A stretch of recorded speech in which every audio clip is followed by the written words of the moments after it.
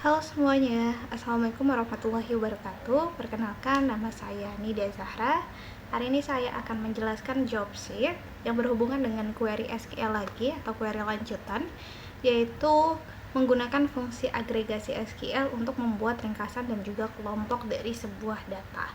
Untuk dataset yang saya gunakan yaitu masih sama terkait dengan penggunaan listrik pada tahun 2024. Lalu untuk tools yang digunakan pada pengaplikasian query ini yaitu adalah tools dari Google Cloud Console, di mana dataset sebelumnya sudah ditaruh ke dalam database yang saya punya. Lalu selain dari itu, Google Cloud Console ini juga mendukung adanya MySQL dan juga bisa diakses secara online dan bisa diakses dari mana saja. Lalu untuk tabel yang akan dianalisis yaitu ada dua tabel, yaitu ada tabel konsumsi dan juga tabel pembangkit, di mana tabel konsumsi ini dianalisis dengan tujuan mengetahui total penggunaan listrik selama per bulan. Tapi kalau untuk tabel pembangkit di sini untuk mengetahui jenis pembangkit berdasarkan jumlah kapasitasnya. Lalu dalam dua tabel yang dianalisis ini nanti akan dikelompokkan menjadi dua kolom berdasarkan tipe datanya. Apakah tipe data tersebut berdasarkan angka atau numerik atau berdasarkan kategorikal. Kalau misalnya kolom agregasi itu biasanya untuk perhitungan atau angka, yang digunakan adalah total KWH dan juga kapasitas dari pembangkitnya. Sedangkan kalau kolom kategori itu yang digunakan adalah tabel bulan dan juga tabel dari nama pembangkitnya. Lalu query berikutnya yang digunakan itu adalah select from name table dan juga select count as jumlah data from name table. Untuk dua query ini digunakan untuk kalau select from name table menampilkan seluruh data yang ada di dalam suatu table. Kalau untuk select count as jumlah data from name table ini digunakan untuk menghitung jumlah baris data yang berada pada table tertentu. Tabel yang digunakan untuk dua query ini ada customer dan juga distribusi.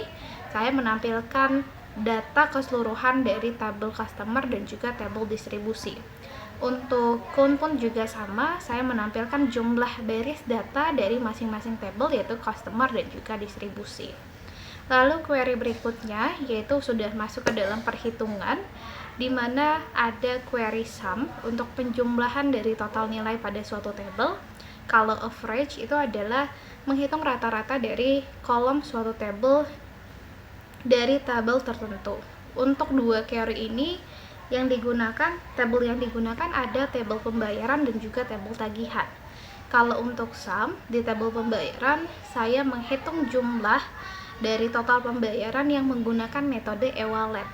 Kalau untuk di tabel tagihan, saya menghitung jumlah total penggunaan listrik pada bulan ke-1 sampai dengan bulan ke-8. Untuk rata-rata saya pada tabel pembayaran yaitu menghitung rata-rata jumlah dengan ketentuan bahwa batas dari desimal yang digunakan itu adalah 2 angka di belakang koma. Tapi kalau misalnya untuk yang tagihan saya membulatkan ke bagian bawah atau pembilangan bulat ke bawah. Lalu berikutnya adalah query select kolom kategori dengan gabungan group by, di mana kalau untuk group by artinya saya untuk query berikutnya di sini ada select kolom kategori count penggunaan perhitungan dari agregasi SQL yaitu count dan juga average, dan juga dilengkapi dengan kode group by. Untuk query yang pertama di sini saya memilih kolom bulan dari tabel konsumsi, di mana yang dihitung adalah jumlah data dari bulan tertentu dan juga rata-rata dari bulan tertentu dalam penggunaan KWH atau penggunaan listriknya. Lalu kalau untuk yang berikutnya saya menggunakan tabel dari pembangkit, di mana saya memilih tabel nama untuk menghitung jumlah baris datanya dan juga rata-rata dari kapasitas penggunaan listriknya dikelompokkan berdasarkan nama pembangkitnya. Lalu untuk query berikutnya yaitu saya melakukan kombinasi dari fungsi agregasi SQL yaitu dengan menggabungkan fungsi count sum, average, dan juga group by. Untuk contoh yang pertama di sini saya menggunakan tabel tagihan, berfokus pada customer ID untuk menghitung jumlah tagihan, pada count, sum, total tagihan, average, dan juga mengelompokkan di mana total tagihan yang dipilih itu adalah lebih besar dari 100.000, dan nantinya nilai dari hasil yang dikelompokkan ini akan diurutkan berdasarkan nilai yang paling besar, dengan data yang ditampilkan itu adalah limitnya 10. Lalu untuk query yang kedua ini menggunakan tabel konsumsi, di mana tabel konsumsi ini yang dipilih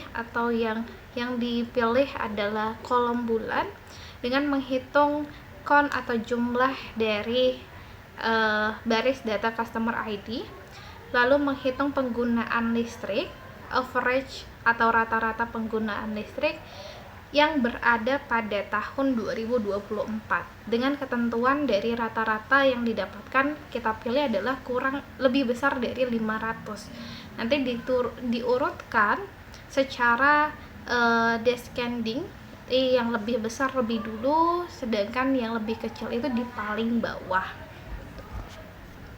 Lalu untuk berikutnya di sini saya memilih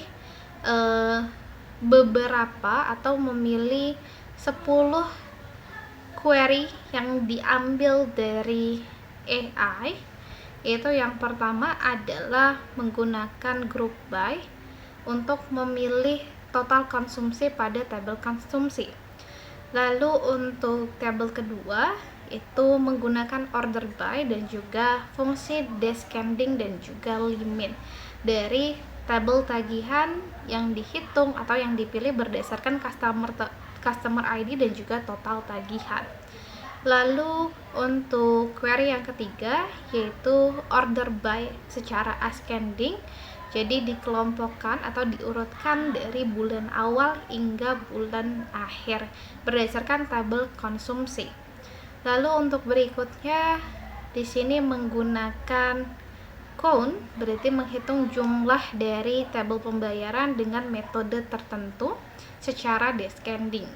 Lalu kalau misalnya untuk berikutnya ini adalah penggunaan dari fungsi having dan juga where, di mana biasanya having ini untuk menyaring hasil agregasi, dengan where ini menyaring sebelum agregasi. Jadi sebenarnya sama, cuman beda peletakan aja.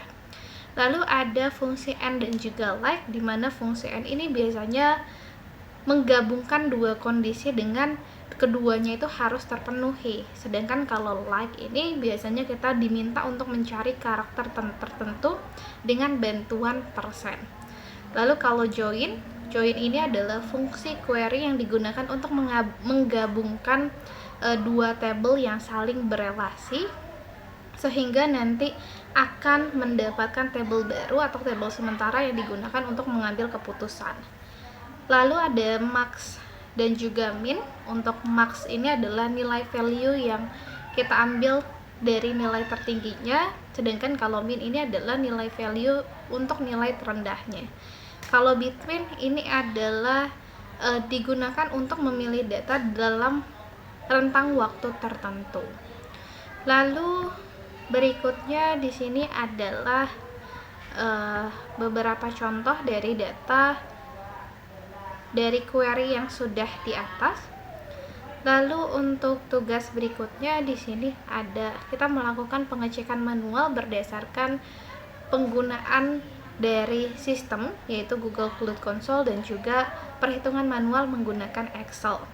Kalau dilihat hasil yang digunakan itu adalah jumlahnya sama.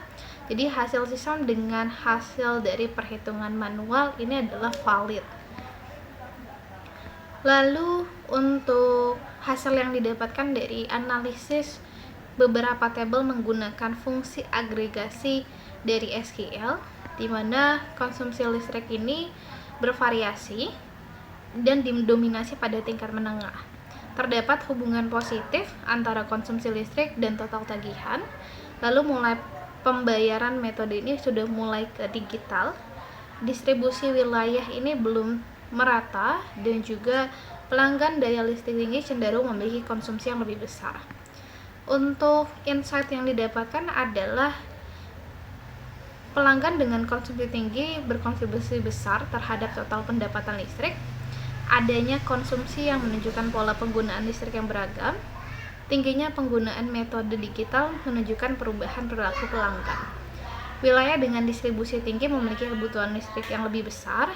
Untuk saran dan keputusan yang didapatkan dari analisis ini adalah meningkatkan efisiensi penggunaan listrik bagi pelanggan dengan konsumsi tinggi, mengoptimalkan distribusi energi agar lebih merata di setiap wilayah, mengembangkan dan meningkatkan layanan pembayaran digital, melakukan monitoring terhadap pelanggan dengan konsumsi ekstrem, dan juga menyusun strategi pengolahan energi untuk menjaga kestabilan pasokan listrik.